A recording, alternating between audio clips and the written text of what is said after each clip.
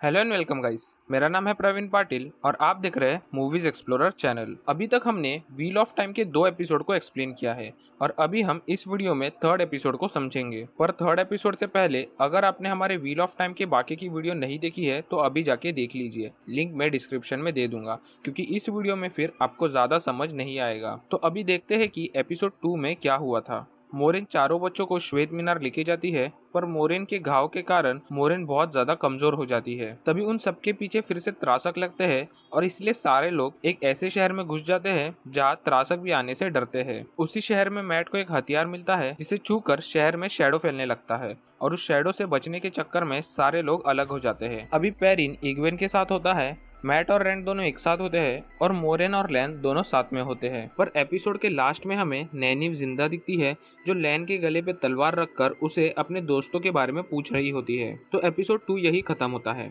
और अभी एपिसोड 3 में आगे क्या क्या होगा हम इस वीडियो में देखेंगे। तो चलिए वीडियो शुरू करते हैं।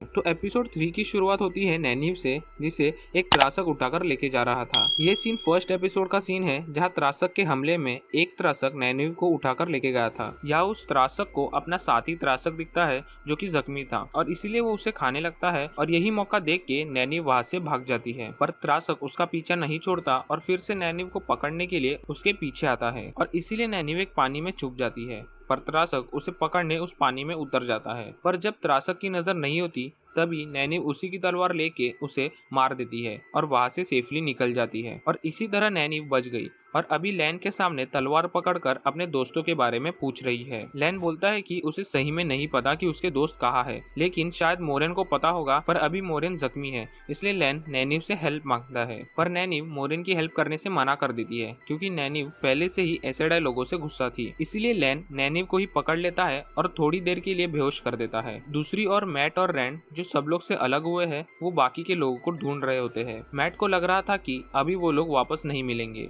और अभी उनकी मदद करने मोरेन भी नहीं है, इसलिए मैट को वापस घर जाना था। पर रैंड कहता है कि सब लोग श्वेत मीनार को जाने वाले हैं और शायद सब लोग वही मिलेंगे, इसीलिए रैंड को श्वेत मीनार की ओर जाना था। वही दूसरी तरफ पेरिन और इग्वेन भी अलग हो गए हैं और उनको भी आगे कहाँ जाना है ये नहीं पता होता, इसलिए दोनों डिसाइड करते हैं कि श्वेत मीनार जाएंगे और बाकी के लोगों को ढूंढेंगे। अभी यहाँ से हमको 3 अलग अलग कहानियां देखने मिलेंगी। पहली मोरेन, लैन और नैनीव की, दूसरी मैट और रैंड की और फिर इग्वेन और पेरिन की। सबसे पहले हम इग्वेन और पेरिन की कहानी से शुरुआत करते हैं और यहाँ में पेरिन अपने घर पे दिखता है। पेरिन अपने रूम से बाहर आता है और देखता है कि उसकी वाइफ को भेड़िया बुरी तरह से नोच कर खा रहे हैं। पेरिन ये देख के डर जाता है और उसे वापस वही मॉन्स्टर दिखता है जिसकी आंख में आग थी, पर ये सब पेरिन का एक सपना था।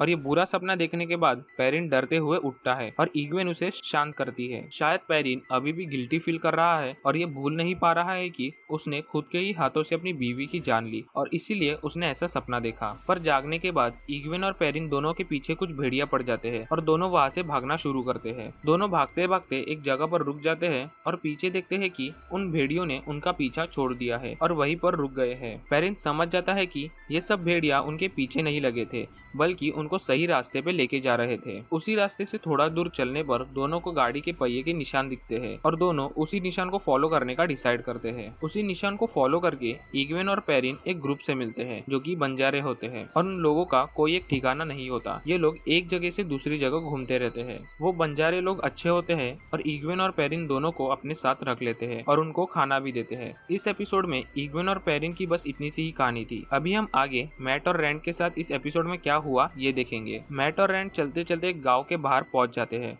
और उस गांव के एंट्रेंस में एक डेड बॉडी होती है जो कि गांव के लोगों ने एज अ वार्निंग साइन लगाई होती है। पर मैट को उस डेड बॉडी के पास एक चमकता हुआ पत्थर दिखता है जिसे देखकर मैट उसे चोरी करने का सोचता है। फिर दोनों उस गांव के एक लोकल बार में जाते हैं जहाँ वो दोनों एक लेडी से मिलते हैं जो कि इस बार की ओनर थी। उसी बार में एक सिंगर आता है जो एक गाना गाने के बाद मैट और रैंड से पैसे मांगने आता है, पर दोनों के पास उसको देने के लिए पैसे नहीं होते। पर तभी मैट नोटिस करता है कि उसके पास जो बचे कुचे पैसे थे वो भी गायब हो गए हैं और फिर मैट समझता है कि उसके पैसे बार के सिंगर ने चोरी कर लिए हैं। पर अभी दोनों के पास बिल्कुल पैसे नहीं होते और आज एक रात रुकने के लिए दोनों को एक रूम की जरूरत होती है। इसलिए दोनों बार की ओनर को रिक्वेस्ट करते हैं। बार ओनर दोनों को लकड़ी काटने का काम देती है और कहती है कि इसके बाद दोनों को एक रूम मिल जाएगी। पर मैट को वो काम नहीं करना था, उसे अपने बहनों के पास वापस घर जाना था। इसलिए मैट वापस बार ओनर के पास जाता है और बार में वेटर का काम करता है ताकि उसे कुछ पैसे मिल सके और उन पैसों से वो वापस अपने गांव जा सके। थोड़ी देर बाद बार ओनर रैंड का काम देखने आती है और देखती है कि उसने बहुत सारे लकड़ियां काट दिए हैं। इसे खुश होकर बार ओनर रैंड को एक अच्छा रूम देती है। बार ओनर कहती है कि ये रूम बहुत ही ज्यादा मजबूत है क्योंकि ये मेटल के वॉल से बनाया है और इस रूम से आवाज बाहर भी नहीं जा सकती। फिर रात होती है और मैट उस डेड बॉडी के पास जाता है ताकि वो उसका चमकता हुआ पत्थर चोरी कर सके। पर तभी वही बार का सिंगर आता है जो उस डेड बॉडी के बारे में बोलने लगता है कि ये कायल ग्रुप के लोग हैं जो कि बहुत ही डेंजरस सोल्जर होते हैं और उन्हीं में से एक को मारकर ये गांव वाले खुद को बड़ा दिखाने की कोशिश कर रहे हैं। पर वो सिंगर अभी सोल्जर की बॉडी को रिस्पेक्ट से दफनाने आया था ताकि सोल्जर को श्रद्धांजलि मिल सके। पर ये सब बातें करते वक्त उस सिंगर को पता चलता है कि मैट उस डेड बॉडी से कुछ चोरी करने आया था और इसीलिए मैट उससे कहता है कि उसे वो पत्थर चाहिए ताकि वो अपने घर वापस जा सके। सिंगर मैट को उस पत्थर को चोरी करने की परमिशन देता है और फिर दोनों उस सोल्जर को इज्जत से दफना देते हैं। वही रूम के अंदर रैंड और बार ओनर बात कर रहे होते हैं कि इतने में बार ओनर रैंड के साथ फिजिकल होने का ट्राई करती है पर रैंड उससे दूर जाता है क्योंकि रैंड इग्वेन से प्यार करता था। तभी बार ओनर को गुस्सा आता है और वो रूम का डोर बंद कर देती है और एक तलवार निकालकर रैंड को उसी रूम में बैठने बोलती है। रैंड को कुछ समझ नहीं आ रहा होता है और बार ओनर को अभी मैट का इंतजार था जो कि अभी उस डेड बॉडी के पास है। पर रैंड तब तक उस रूम के वॉल को तोड़ने का ट्राई कर रहा था। पर जैसे कि बार ओनर ने कहा था ये रूम मेटल से बनाया हुआ है इसलिए रैंड से ये नहीं टूटने वाला और ना ही उसकी आवाज इस रूम से बाहर जाने वाली थी। पर रैंड थोड़ा ट्राई करने के बाद सच में उस दीवार को तोड़ देता है और वहां से भाग जाता है। भागते भागते रैंड को बाहर मैट मिलता है और दोनों भागने लगते हैं और दोनों के पीछे बार ओनर तलवार लेके भाग रही होती है। बट एक जगह दोनों आमने सामने आने के बाद बार ओनर यहाँ सब राज बोलने लगती है कि आखिर वो ये सब क्यों कर रही है। बार ओनर कहती है कि ये पांचों बच्चे उनके सपने में आया करते थे और तभी से बार ओनर को पता था कि पांचों में से कोई एक ड्रैगन का पुनर्जन्म हो सकता है। और जब मैट और रैंड वहां पे आए तो बार ओनर ने सोचा कि इन दोनों को निशाचर यानी जो इस सीरीज का मेन विलन है उसके हवाले कर दे क्योंकि सालों पहले जिसने ऐसा किया था यानी ड्रैगन को निशाचर के हवाले किया था वो बहुत ज्यादा फेमस हुआ था और ये फेम अभी इस बार ओनर को चाहिए था।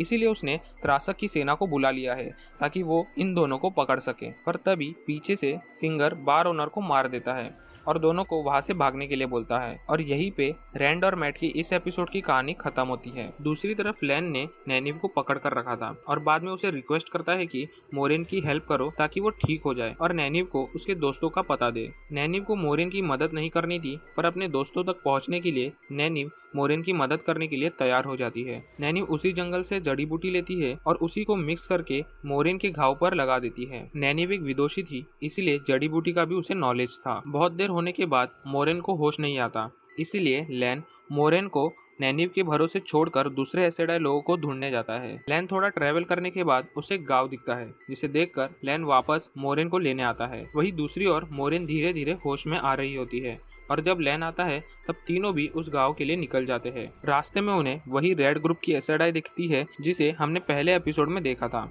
और यह अभी मोरेन ठीक होने वाली थी क्योंकि उसे दूसरे एसेडाई ही ठीक कर सकते थे। पर कुछ बोलने से पहले ही रेड ग्रुप की एसेडाई उन्हें एक बड़ा शॉक देती है और कहती है कि उसने एक ड्रैगन के पुनर्जन्म के अवतार को पकड़ लिया है। ये बोल के हमें एक इंसान दिखाते हैं और ये मनी हाइस्ट सीरीज के प्रोफेसर का रोल प्ले करने वाले एक्टर अल्वारो मोत्रे है। ये सब देखकर मोरेन कंफ्यूज होती है क्योंकि उसने भी ड्रैगन के पुनर्जन्म वाले लोगों को ढूंढा था पर ये कोई दूसरा ही है। फिर इसके आगे क्या होगा ये हमें 4th एपिसोड में देखेंगे। वीडियो पसंद आई हो तो वीडियो को लाइक और शेयर कर देना और चैनल को भी सब्सक्राइब कर देना।